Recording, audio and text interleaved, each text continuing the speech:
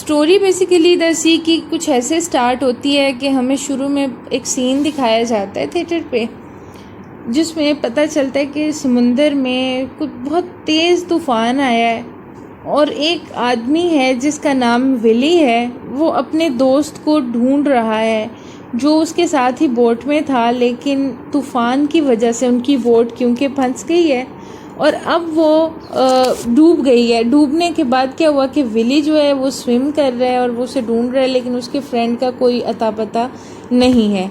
यहाँ से ये स्टोरी जो है वो स्टार्ट होती है। फिर एक हमें आदमी नज़र आता है इवेंट्स के नाम से, वो कोस्ट गार्ड है, यानी मुहाफ़िज़ है साहिल का। वहाँ पे किसी को हेल्प की ज़रूरत हो वो हेल्प करता है, लेकिन वो अनड्यूटीफुल नज़र आ रहा है। यानी उसकी ड्यूटी क्या थी कि कोई मुसीबत में हो तो वो उसकी हेल्प करे, लेकिन वो क्या करता है, वो शराब के नशे में धुत होता है। कोई वो उसकी शाउटिंग को सुन के कोई उसको रिस्पॉन्स नहीं देता, बस अपनी नशे में कुछ जो बातें हैं वही करता चला जाता है। और फिर वो जो है आखिरकार क्या होता है रिज़ल्ट उसका कि विली का जो फ्रेंड था वो डूब जाता है क्योंकि उसे इन टाइम हेल्प नहीं मिलती। उसके बाद हमें मिसेस राफ़ी का करैक्टर है वो पता चलता है। वो अपनी एक फ्रेंड है, फ्रेंड कम सर्वेंट ही समझ लें उसे, क्योंकि मिसेस टाइल हाउस उसका नाम है और वो हर वक्त उससे इतनी इम्प्रेस होती है, उसे उसका जो भी ऑर्डर होता है उसकी बात को भी वो ऑर्डर समझ के फॉलो करती है, और जब वो प्रेजेंट नहीं होती उसकी एब्सेंस में ये उसको कॉपी करने की कोशिश करती है। यहाँ पे हमें मिसेस राफ़ी का करैक्टर जो है वो एज अ स्ट्रॉन्ग लेडी पता चलता है, या उसके स्टेटस का पता चलता है। उन्होंने कुछ शॉपिंग करनी होती है, कुछ कपड़े खरीदने होते हैं। मिसेस टाइल हाउस और मिसेस राफ़ी ने वो जाते हैं हैच की शॉप पे, और ये जो है स्टोरी का यानी ये प्लॉट है, कंस्ट्रक्शन हो रही है। मीन्स के शुरू में हमें एक ऐसा इंसिडेंट दिखाया जो बड़ा एक हॉरिबल सा इंसिडेंट था, जिसमें एक ऐसा इंसान है या ऐसा आदमी है जो ज़िंदगी और मौत से लड़ रहा है, और दूसरा जो है वो डेड हो चुका है, उसका कोई पता ही नहीं चल रहा। लेकिन उसके बाद सेकंड जो है वो हमें उसमें इंसिडेंट ये नज़र आया है कि इसमें फीमेल्स हैं और वो आपस में बात कर रही हैं, और वो भी द सी, यानी इसका जो टाइटल है ना वो क्या है, समंदर। और समंदर क्या होता है, वो रिप्रेजेंट करता है हमारे पूरे वर्ल्ड को, इस दुनिया को। तो वहाँ उस शोर पे कह लें या उस बीच पे रहने वाले जो लोग हैं उनके लिए वही उनकी दुनिया है।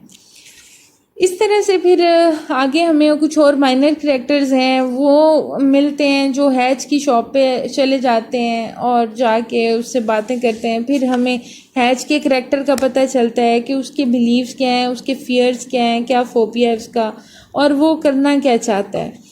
ऐसी स्टोरी जो है वो प्रोग्रेस उसमें होती रहती है चलते चलते। फिर हमें बल्कि मिस रोज़ का पता चलता है कि मिस रोज़ जो है वो उसकी डेथ पे बहुत ज़्यादा अफसुर्दा है। उसका फियांसी वो डूब के मर गया, अब उसकी लाश भी नहीं मिली। फिर विली का पता चलता है, विली उसके साथ था, वो भी उसको बहुत अपसेट है और मिस कर रहा है। फिर वो रोज़ से मिलता है और रोज़ के साथ जो है वो आहिस्ता आहिस्ता उसकी अटैचमेंट बढ़ने लगती है, यहाँ तक कि वो उसे क्लियरली सबको पता चलने लगता है कि अभी उसे लाइक करता है। और मिसेस राफ़ी उसे कहती है कि तुम्हें इससे शादी कर लेनी चाहिए। फिर इसमें ड्रामा में आपको एक और ड्रामा परफॉर्म होता हुआ नज़र आएगा जो कि एक ग्रीक प्ले है, और वो कुछ करैक्टर्स हैं उसको परफॉर्म करेंगे। और फिर क्या होगा कि उस परफॉर्मेंस के बाद उनका जो पर्पस है वो ये होता है कि जो ये कोस्ट गार्ड्स होते हैं उनके लिए कोई चंदा वगैरह वो इकट्ठा करते हैं। जब वो थिएटर पे परफॉर्म करते हैं तो उनको ज़ाहिर है कुछ ना कुछ जो है वो पब्लिक खुश होके तो जाते हुए या कुछ टिकट्स रख दे जाती हैं या वैसे कुछ डोनेशंस हो जाते हैं। तो सारा कुछ जब मिल मिला के तो वो जो डोनेशंस होते हैं वो उन्होंने उन कोस्ट गॉड्स के लिए रखे होते हैं। फिर ये एक हमारा लॉन्ग क्वेश्चन होगा इसमें कि ड्रामा विद या प्ले विद इन प्ले, तो ये हम जब करेंगे फिर डिटेल में देखेंगे कि उस ड्रामा की फिर क्या इम्पोर्टेंस है या उसका क्या रोल है। फिर क्या होता है कि ड्रामा जब वो ख़त्म हो जाता है, आखिरकार एक टाइम वो आता है कि हमें जो है वो उसकी डेड बॉडी का पता चल जाता है कि जो विली का फ्रेंड जो डूबा हुआ था उसकी डेड बॉडी मिल गई है। अब जब मिल जाती है डेड बॉडी तो दोबारा से रोज़ अपसेट हो जाती है और वो सोचती है कि मुझे तो ये लगता था कि जब मुझे इसकी डेड बॉडी मिलेगी तो मैं इतनी परेशान होंगी। वो कॉलिन होता है उसका नाम याद रख लीजिएगा कि कॉलिन की डेड बॉडी जब मुझे मिलेगी तो मैं इतनी परेशान हो जाऊंगी कि शायद मैं बर्दाश्त ना कर सकूं। लेकिन अब ये मेरे सामने आ गई है उसकी डेड बॉडी, तो मैं तो इजीली टॉलरेट कर चुकी हूँ इस चीज़ को। खैर ये सारी बातें होती हैं, फिर हमें पता चलता है दोबारा से कि हैच जो है अब वो कुछ हद तक इंसेन हो गया हुआ है, यानी दीवानगी सी उसकी जहन पे छाई हुई है, एक बड़ी फ्रेंजिक कंडीशन है। तो उस कंडीशन में वो उसके पास एक नाइफ़ होता है और वो उस नाइफ़ के साथ कॉलिन की लाश पे वार करता है। वो उसको ये समझता है कि ये कोई एलियन है, और एलियन से मुराद वो है उसकी जो उसके माइंड में स्केच होता है वो विली का होता है।